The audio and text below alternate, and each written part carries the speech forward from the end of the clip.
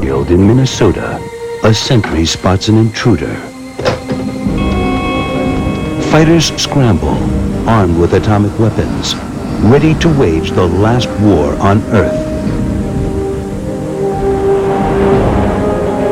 During the Cuban Missile Crisis, mankind came closer than ever to wiping itself off the planet. And the world watched and held its breath. But what about all the other times when we were in the dark? Time and again, we faced nuclear holocaust and never even knew it. Today, the danger isn't over. Tomorrow could be Doomsday.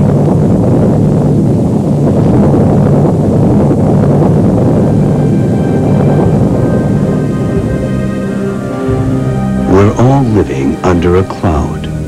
The chance that through war or terror or accident, we could die in a nuclear holocaust.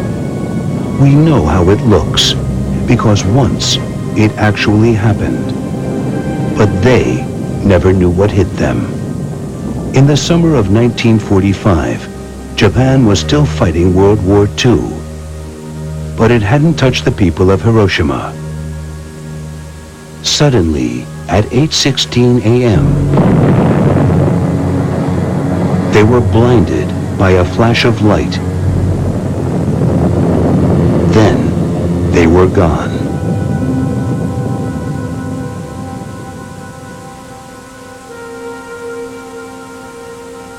Bodies were burned. Shadows remained. Grisly X-rays of a new kind of death. The Japanese were warned a new super weapon would be unleashed against them unless they surrendered. Now, 100,000 were dead or dying from a single bomb with the power of 12,000 tons of TNT. August 6th, 1945 was Doomsday, the dawn of the nuclear age. Apocalypse. Sudden, utter destruction was once a myth. Now, it was a nightmare. What happened to the Japanese could happen to anyone who crossed the one nation that wielded the ultimate weapon. In 1945, the United States had 3 atomic bombs. In 4 years, its arsenal mushroomed to 170, and it had a new enemy to use them against. Toward the end of World War II, the Germans retreated from Eastern Europe, and the Soviets stormed in. Poland, Hungary, Czechoslovakia, Eastern Germany, all fell under a dictator to rival Adolf Hitler, leader of the second most powerful country on earth, Joseph Stalin. In the most powerful country on earth, one man dreamed of stopping him, America's Iron Eagle, General Curtis LeMay. To us, the only difference between peace and war is where we place our bombs. LeMay was an operational commander of the Air Force, a like of which we perhaps have never seen. LeMay wanted to ensure that if there was a nuclear war with the Soviet Union, that the United States would strike as effectively, as quickly, and as devastatingly as possible.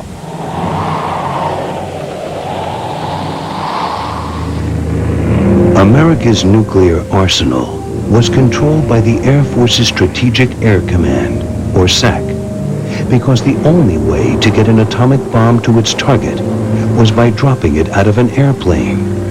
And the head of SAC was Curtis LeMay. Он был известен как ястреб, который, так сказать, призывал. We knew that LeMay was one of those who would always be ready to strike the Soviet Union. So when he became the highest commander of the strategic forces, he was taken very seriously as an enemy. который прекрасно знал. To LeMay, who lost thousands of pilots over Japan, the bomb was a lifesaver. For America, it was a nuclear insurance policy against the Russians. They didn't have the bomb. Some thought they never would.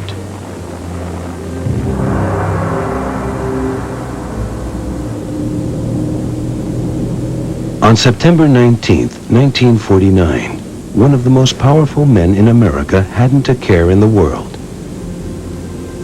David Lilienthal, head of the Atomic Energy Commission, was vacationing in Massachusetts on Martha's Vineyard. As he and his wife returned from a party that night, a man stepped into the road. It was Air Force General James McCormick. I need to talk to you. Huddled over a kerosene lamp, McCormick made his midnight report. Lilienthal later called it a whole box of trouble.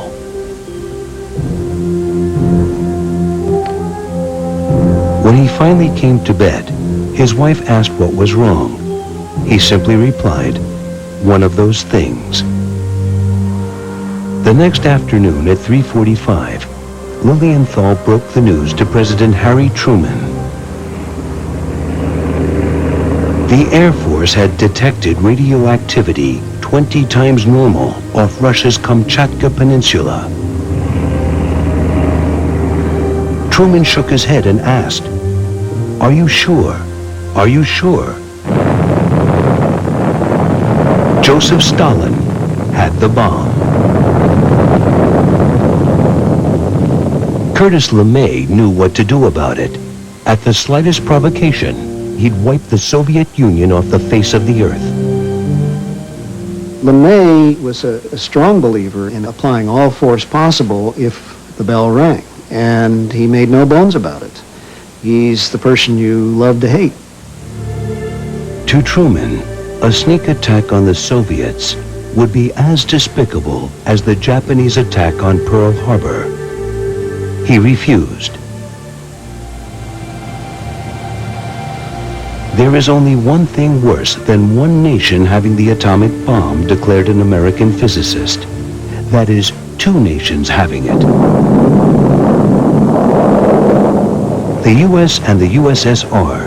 were locked in a new kind of conflict, a nuclear standoff dubbed the Cold War. Мы все, кто занимался... All of us lived a very tense life. I think the Americans lived a tense life too. Here in the Soviet Union, we were preparing for nuclear war. Нас больше устраивало то, что нас боялись американцы. We were quite happy with the fact that America was scared of us. Still, we kept an eye on them, and it was quite a game to play. Игра. America was already working on another bomb, mysteriously called the Super. One physicist dubbed it the Hell Weapon. Inventor Edward Teller called it My Baby. Albert Einstein, a father of the atom bomb, said it shouldn't be built. But the nuclear genie had escaped from its bottle. In the nuclear age, each issue of the Bulletin of Atomic Scientists showed a clock approaching midnight, indicating how close the world stood to nuclear war. When Truman approved the Super, the clock was moved up to 3 minutes to midnight. At dawn on November 1st, 1952, on an atoll in the Marshall Islands, the U.S. tested the Super.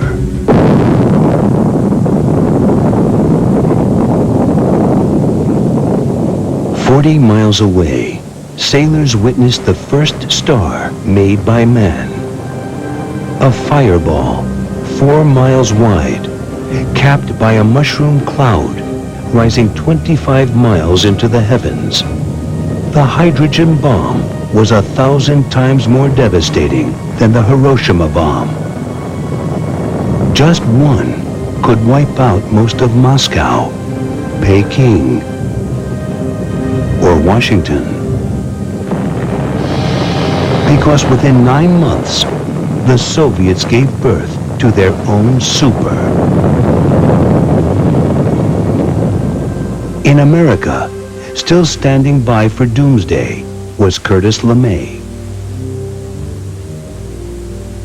Right after the start of the Korean War, LeMay sought authority where he could automatically gain custody of nuclear weapons without presidential authorization. That authority was rejected by the head of the Air Force, General Hoyt Vandenberg, in 1951 as saying it's un-American, it doesn't fit our constitutional procedures. The U.S. still had a huge edge over the Soviet Union, but how long would it last? Eisenhower authorized a top-secret program to find out. B-47s loaded with cameras would fly into the sovereign territory of the Soviet Union to spy. This was an act of war. The overflights were so sensitive that Eisenhower personally signed off on every one, and the word overflight was never spoken. Within a year, he learned the Soviets were rolling out a new weapon, an intercontinental bomber that could strike Chicago or New York. Alarmed, Eisenhower stepped up the overflights. The Cold War was about to heat up.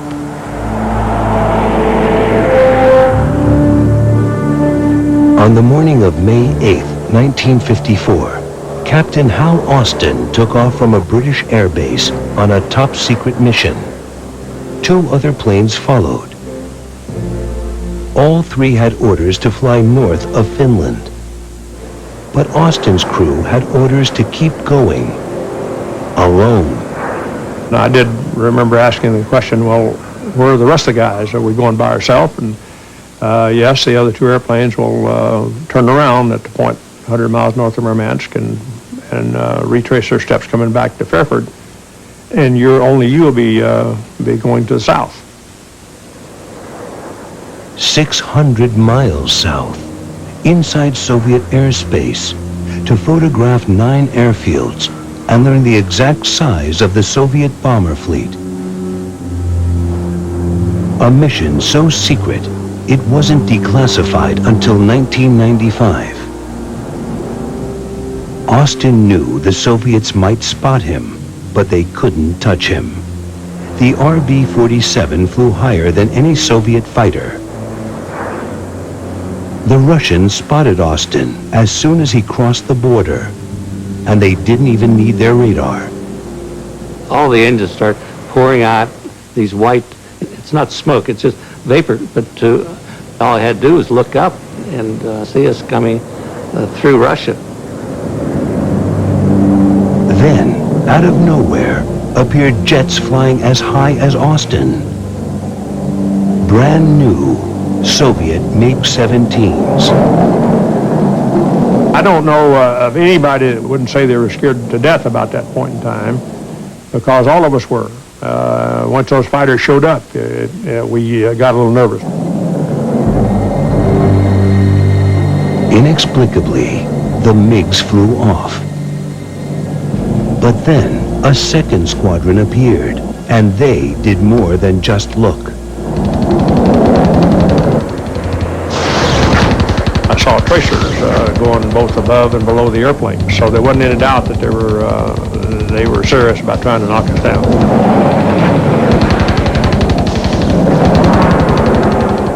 Austin's tail guns were guided by radar, the only way to draw a bead on the MiGs. And then the radar went out, so I felt like I was almost like Wyatt Earp, because I'd have to look at the fighters coming in and move the guns. Occasionally they would burp up, a few more shells would go out. The guns jammed, but the few rounds Carl Holt squeezed off spooked the MiGs, and probably saved their lives. With the last photo taken, Austin headed home. But as he turned, a MiG finally scored a hit. Shrapnel penetrated our main fuel cell and also took out our intercom. The Americans were losing fuel. They'd lost their guns, and they couldn't shake the MiGs. Northern Europe, Soviet fighters chased a U.S. spy plane across Russia. Finland, Sweden. Near British airspace, they finally gave up. Flying on a clipped wing, the Americans coasted to safety. When we landed and pulled into our parking place, there were probably 50 people standing around waiting, wondering what happened, where we'd been, and everything. Of course, we couldn't tell them where we'd been. They could see what happened. We had a big hole in the wing of the airplane. The next day, Austin's crew flew back to the U.S. And we were debriefed by General LeMay and his, I don't know how many stars was in that room, but there was all of his senior officers at Psych headquarters. And he started the debriefing by stating that he'd like a complete rundown on the mission as we flew it and remembered it, and that would be the last time we should talk about that mission ever. Austin never talked until now. Each crewman was awarded 2 Distinguished Flying Crosses for bravery. LeMay also wanted to give them the Silver Star for combat, but that would have blown their mission wide open. When Swedish newspapers reported a bizarre air battle, the U.S. denied it had any planes nearby. Soon after Hal Austin's flight, Eisenhower approved Project Aquatone, a top-secret program to develop a spy plane no Soviet fighter could touch. That plane would fly into a hornet's nest. On April 30th, 1960, shortly after 8 p.m., Eisenhower picked up the phone and issued a single order to a covert American airfield on the other side of the world. Minutes later, in Pakistan, a pilot for the Central Intelligence Agency named Francis Gary Powers took off on the longest ride of his life, a 3,000-mile spy mission across the entire Soviet Union. At 5 in the morning, I was summoned to the command post at the anti-aircraft center. We could see how the target was moving. None of our means could reach it. The situation was growing very tense. Khrushchev and the defense minister were exchanging phone calls and shouting, "Why can't you shoot down this bloody plane?" The plane was the U-2. Built for the CIA, it was the greatest spy weapon yet invented. It carried no guns, and it didn't need any.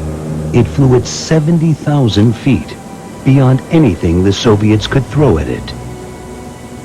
Its camera could photograph a swath of land 750 miles wide and 3,000 miles long, with such detail the CIA could read a newspaper headline. We kept an eye on those planes, and we were quite nervous about them. We certainly knew that these planes came from America, but we couldn't prove it. And we couldn't shoot them down to prove it. It was a very scandalous situation.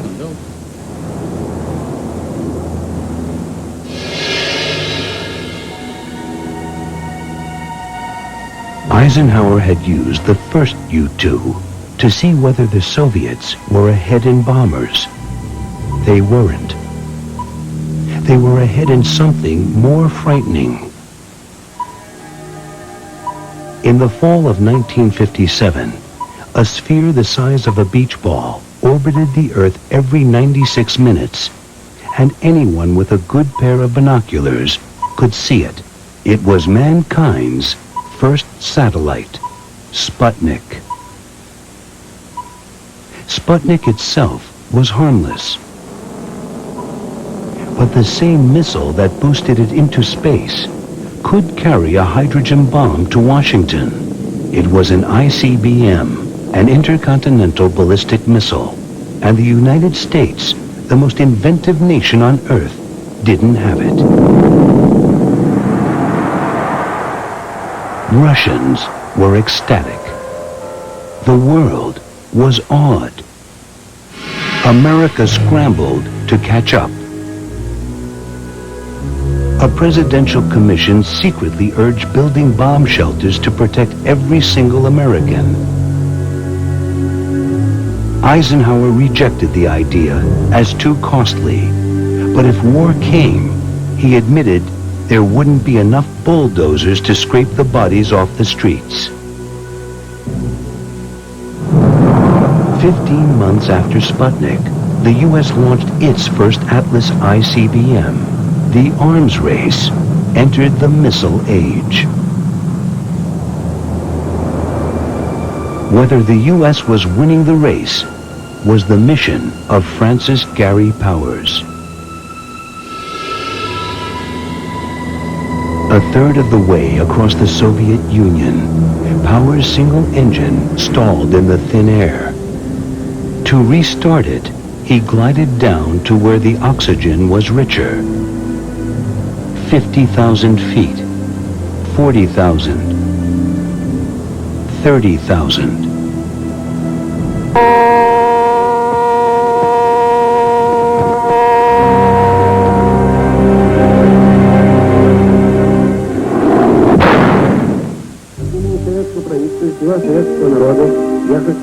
A week later, the Soviets announced they'd shot down an American spy plane 1,000 miles inside their territory. The U.S. denied the aircraft even existed until the Soviets displayed the wreckage. Defendant Powers, And the pilot. do you plead guilty to the charges listed? Yes, I plead guilty. Да, признаю себя виновным. Powers was traded for a Soviet spy by the new man in the White House. The U-2 revealed fresh trouble right in his own backyard. We start flying over Cuba because there's all kinds of reports of what the Soviets were doing there. A right-wing dictator friendly to the U.S. had been ousted by a left-wing dictator friendly to the Soviets. Fidel Castro, Khrushchev's man, in Havana. On October 15, 1962, U-2 photos from Cuba kept Pentagon analysts up all night.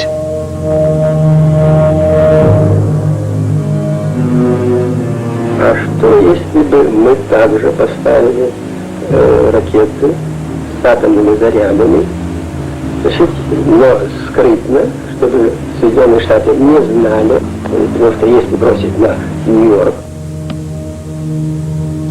We had many thousands of nuclear weapons that we could deliver against the Soviet Union in a matter of minutes to hours.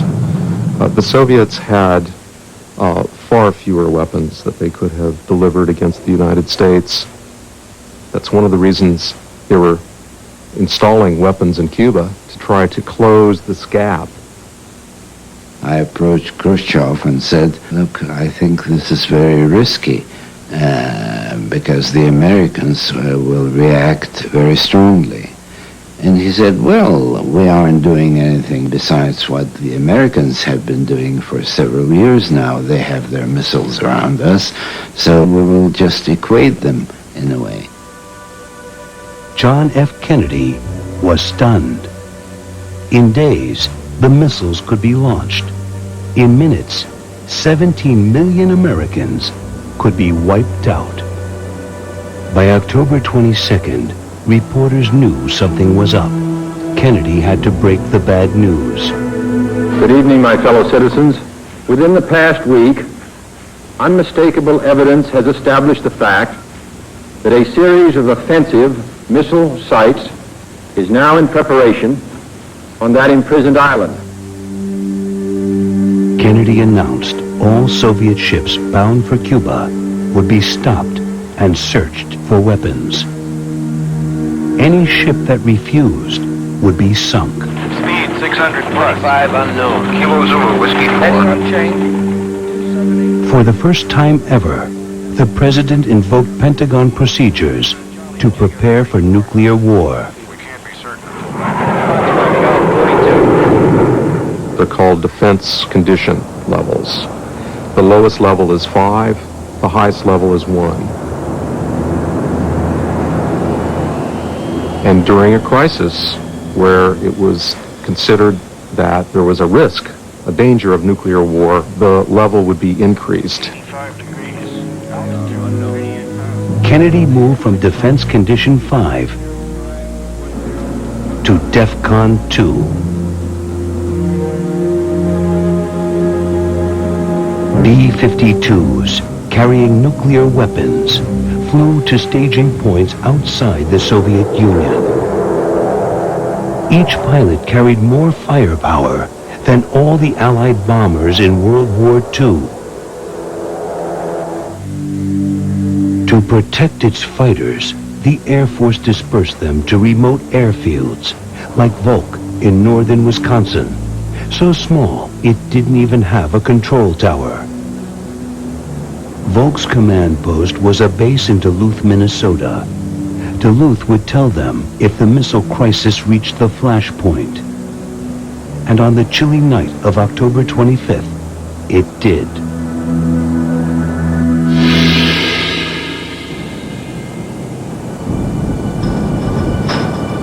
A saboteur is infiltrating the Duluth base.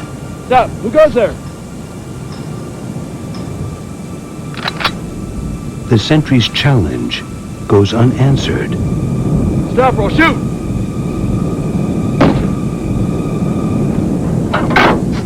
Door 7, come in, over. This was it. I got people climbing the fence out here and shots have been fired, sir. Over. The Russians were coming. 300 miles away at Volk Field, fighter pilots awoke to the sound of nuclear war. And that was a real rude awakening, to say the least, because we had been told that there wouldn't be any practices. It was real serious if we were going to launch there in the dark of night with nukes on board. Back in Duluth, the sentry closed in on his saboteur.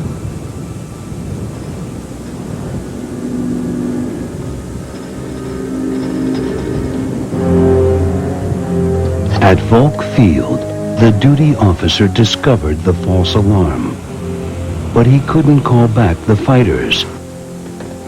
Volk didn't have a control tower. At the last second, truck headlights suddenly appeared on the runway. It was the quick-thinking duty officer. Normally you're always eager to go, but in that particular case, I wasn't bothered by the fact that we turned around and came back. A nuclear launch was averted in the nick of time, but it wasn't the last heart-stopping blunder of the Cuban Missile Crisis.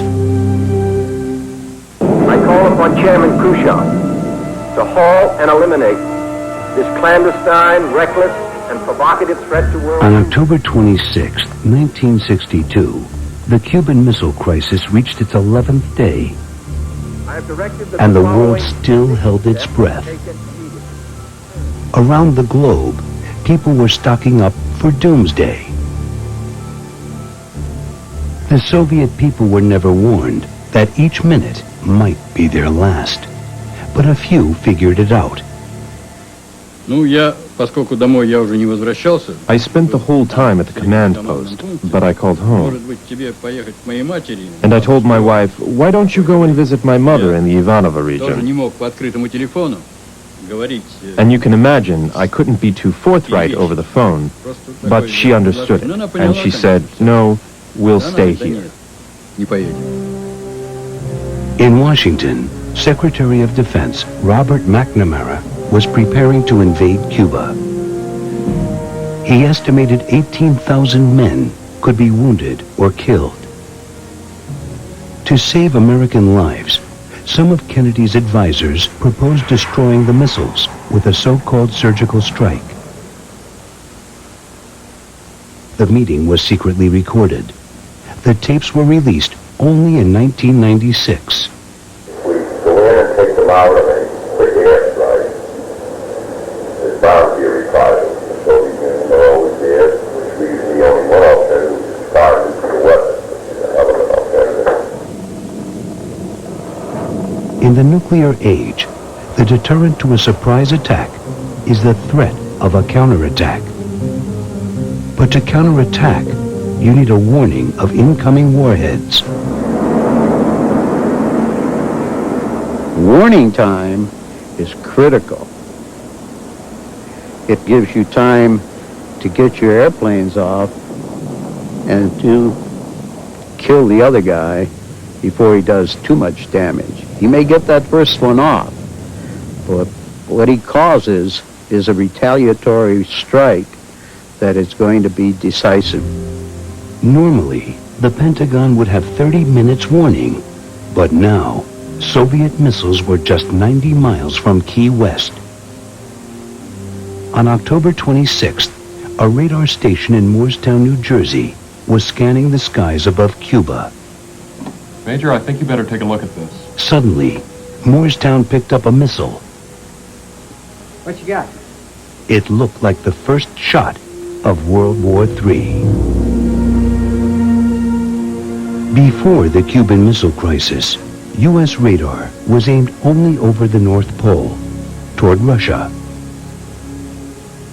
Even though Cuba was there, we didn't consider it a significant threat, and certainly not a missile threat. And when this occurred, that changed very quickly. The Air Force took over radar sites used for tracking satellites and pointed them at Cuba. One site was Moorestown, New Jersey. If a missile were launched from Cuba, it would be detected here first. So vital was Moorestown that the Air Force installed a hotline straight to the White House. For technicians who tracked harmless satellites, the hotline was nerve-wracking. We certainly did not want to, or nor should we, be talking directly to the White House. And we immediately notified our command that someone had ordered a phone directly to the White House, and that's not the way the system normally was established. The hotline was removed, but at Moorestown, the heat was on.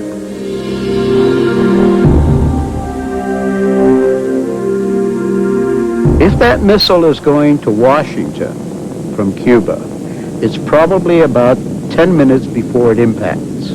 So now you have 10 minutes in Washington to say Hail Mary or Our Father, because that's not an awful lot of time. Time was crucial. Kennedy would have just minutes to decide whether to destroy the Soviet Union.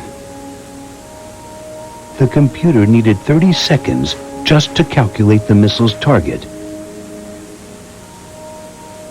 30 seconds in this case seems an awful long time. At last, its course was clear. It was heading out to sea. The missile was fired from Patrick Air Force Base in Florida. In the middle of the highest alert in American history, the Air Force was conducting a routine test. It hadn't even warned Moorestown. As a result of this event, that was corrected, and corrected very quickly. But Moorestown wasn't the only station watching the skies. That launch could easily have been monitored by the Soviet Union and could have been interpreted as the leading edge of a sudden U.S. nuclear attack. повышенной готовности. We were at standby in full combat readiness. There were moments when we really felt, if needed, we would go in a second. If the Titan missile had looked to the Soviets like a sneak attack, nuclear war could have begun on October 26, 1962. As the Titan disappeared into the Atlantic, 5,000 miles away in the Arctic, another crisis was brewing.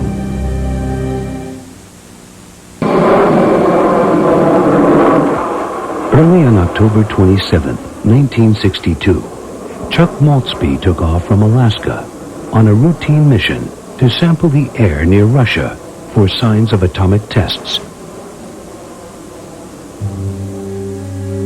At that very moment, the superpowers were locked in the Cuban Missile Crisis, the gravest threat to mankind since World War II.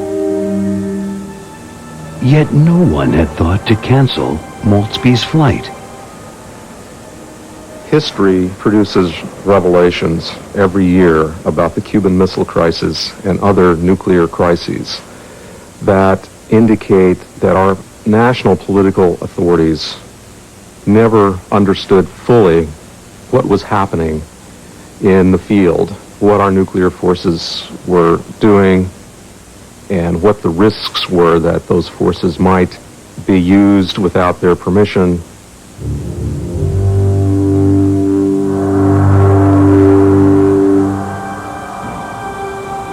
Maltzby was flying over the North Pole, where his magnetic compass was useless. Instead, he had to navigate as Columbus did, using a sextant to read the stars. Unexpectedly, the northern lights began to shimmer, and the stars vanished. Then his transmissions to base started to break up. He kind of cut in and cut out, and it was difficult sometimes to find out exactly what he was saying.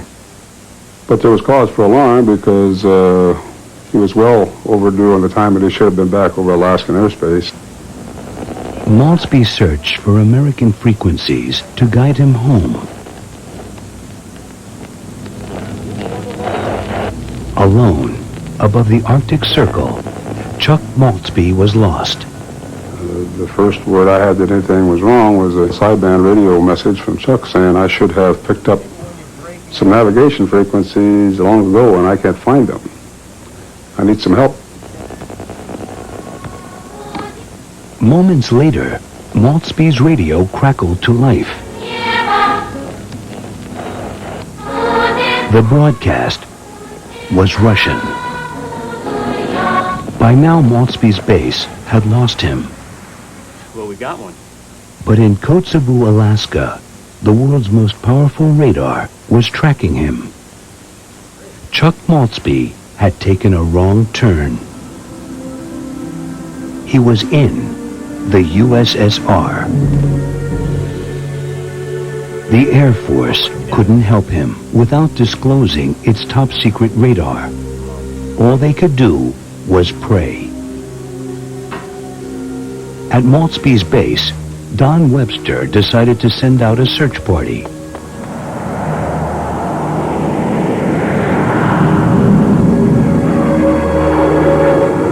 Two hours later, they hadn't found Maltzby. They were low on fuel, and they were heading home toward the rising sun. For some reason, it just triggered my thoughts to call Chuck and ask him if he could see the sun. And when he replied that he could not, I knew immediately that he was way too far west. So I told him immediately turn 90 degrees to the left. I said, do you see the sun now? And he said, yes, I see it right on the nose of the aircraft. And I said, don't turn. But Maltzby's trouble was just beginning. Воздух, квадрат 41-47, самолет. See, in this kind of a situation, when you are very nervous, you see this target and then you question yourself whether to shoot them down or not. And at the same time, you have to consider that you can provoke quite a conflict by doing that. So notwithstanding all these facts, that the people were tired and their nerves exhausted, our task was to reach this target and to shoot it down. Scramble. Scramble. Alpha Papa 60 and 61. At the 317th Fighter Squadron, Joe Rogers launched 2 interceptors to the rescue. We knew he was being pursued. We knew they were trying to get him. The fighters were armed with air-to-air nukes to shoot down enemy planes. Once you assume alert status, everything is in readiness to be fired. All the missiles are plugged in and ready to go. The crews realize that they have a major responsibility for that thing they're carrying in the belly, and there's nobody to stop them from using it. In the Arctic skies, the superpowers steered a collision course to nuclear war.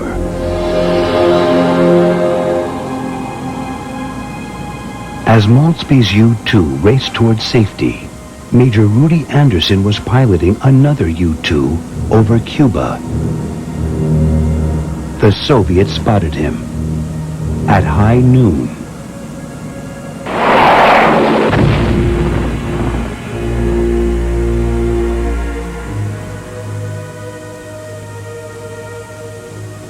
It was just a mistake that was made in a weird situation.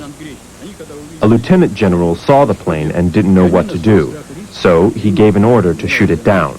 And when they did, Moscow was shocked. The Pentagon urged President Kennedy to retaliate. Robert Kennedy came to me. He said, Mr. Ambassador, the President just received information that the Cubans shot down our reconnaissance plane. Our generals demand to return fire of a fire. We have many planes, fighters, and they could really knock out all these missiles. Invasion was the only answer for the Air Force Chief of Staff, the same man who urged 2 other presidents to drop the bomb, Curtis LeMay. As tempers flared in the White House Situation Room, LeMay compared Kennedy's hesitation to Britain's reluctance to stop Hitler. This is almost as bad as the achievement of nukes, but I just don't see any other solution except direct military intervention right now.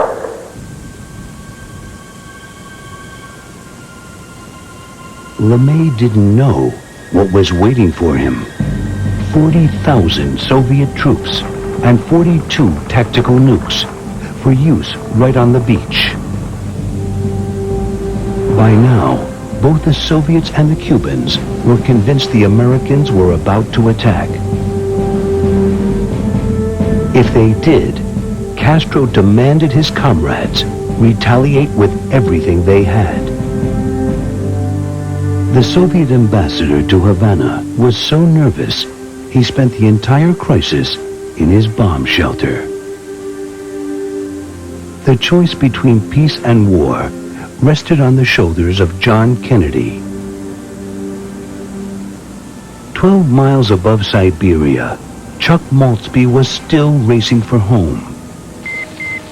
Suddenly, his lone blip was joined by 2 others, but the Soviets didn't know if they were watching a rescue or an attack.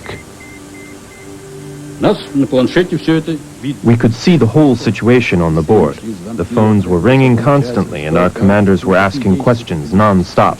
Why is he still there? Why is he still in there? And we had to take him out. Over the Bering Strait, Maltby finally met his rescuers. The Soviets turned back. Good thing they never met. The way it happened, the American aircraft managed to flee before the Soviet planes reached this place. The planes that came to help Maltby had nuclear missiles on board, and that could have been quite an incident if anything happened. When McNamara found out that Americans were there, he was pulling his hair out, shouting, "What are you doing? It means war with the Soviet Union." Just as he ran out of fuel, Maltby glided in. When Kennedy found out what happened, he reportedly said, "There's always some son of a bitch who doesn't get the word." Kennedy chose not to retaliate for the death of Rudy Anderson. 36 hours later, Khrushchev agreed to remove his missiles from Cuba. Kennedy agreed not to invade Cuba and to secretly remove his own missiles in Turkey. The 13-day crisis was over. During that 1 week, I lost something like 3 kilos. And when I told that to my wife, she said, "Couldn't you find a safer way to reduce?" The next time the superpowers met for a showdown, the Soviets would no longer be outgunned.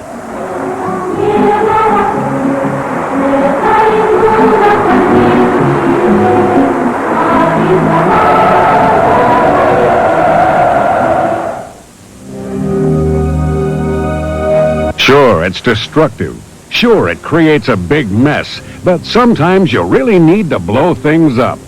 See the biggest explosions ever caught on film on Blastmasters. Science Front.